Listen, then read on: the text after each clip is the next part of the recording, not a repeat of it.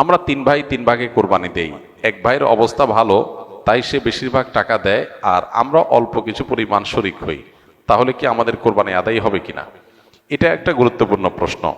কোরবানি দেওয়ার ক্ষেত্রে বিশেষ করে যখন ভাই ব্রাদাররা মিলে কোরবানি দেন তখন এরকম পরিস্থিতি তৈরি হয়। একটা গরুর দাম ধরেন 70,000 টাকা, তো এক ভাই তার উপার্জন অনেক কম, সেজন্য সে 5,000 টাকা দিস, আর বাকি টাকা যেটা আছে সেটা হয়তো বাকি ভাইরা দিস। কোরবানি হবে কিনা? উত্তর হলো কারোর কোরবানি হবে না। কোরবানিতে যে কোনো একটা পূর্ণ অংশ নিতে হবে, 7 ভাগের একটা পরিপূর্ণ অংশ, 7 ভাগের 1 ভাগ, 7 ভাগের 2 ভাগ, 3 ভাগ, 4 ভাগ, সর্বনিম্ন 1 ভাগ নিতে হবে। ভগ্নাংশ নেওয়া যাবে না, অর্থাৎ 1 ভাগেরও অর্ধেক নেওয়া যাবে না।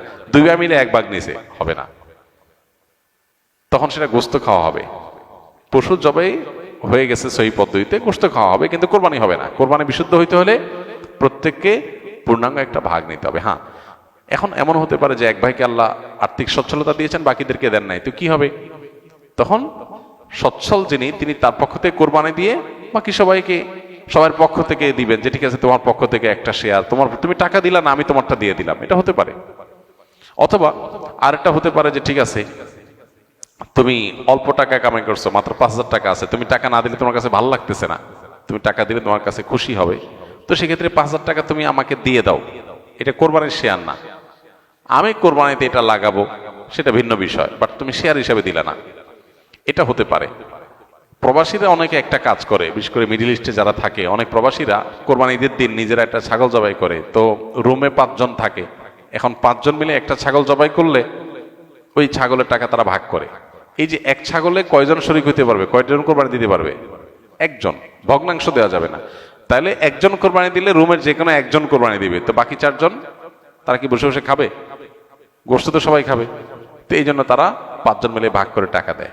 এখানে কারোরই আসলে কোরবানি হবে না, জবাই করা হবে, পশুর গোস্ত খাওয়া হালাল হবে, কিন্তু কোরবানি হবে না। যদি কোরবানি হতে হয় তাহলে এমন করা যেতে পারে, 5 জন মিলে টাকা দিল একজনকে, দিয়া বললো ভাই আপনি মুরব্বী মানুষ, বড় মানুষ, বা আপনি যে কোনো কারণে আমাদের থেকে ভিন্নতর, তো এই টাকাটা আমরা সবাই তুলে আপনাকে দিলাম, কোরবানিটা আপনার তরফ থেকে আপনি দেন, সবটা একজনের হলো, গোস্তটা সবাই খাইলো। বা এই বছর আপনার তরফ থেকে হলে পরের বছর আমরা আবার সবাই টাকা পয়সা দিলাম, ভাই আরেকজন হলো, টাকা আপনাকে দিয়ে দিলাম, আপনার তরফ থেকে হোক, কোরবানিটা একজনের হবে। ঠিক একইভাবে গরুতে ভগ্নাংশ, এটার ভাগ এভাবে আপনার শরিক হওয়া যাবে না, পূর্ণাঙ্গ একটা অংশের শরিক হতে হবে, তারপরে কোরবানি বিশুদ্ধ হবে। বর্তমান জামানায় ইসলামিক গজলের মধ্যে বিভিন্ন থাম্বনেল ইউজ করা হয়, যা অনেকটা গান বাদ্যযন্ত্রের মতো, এই ধরনের গজল শোনা বা অনলাইনে রিলিজ দেওয়া জায়েজ হবে কিনা? থাম্বনেল যেটা, এটা তো একটা পিকচার, এখানে বাদ্যযন্ত্রের ছবি দিলেই ওইটা শোনা হারাম হয়ে যাবে না।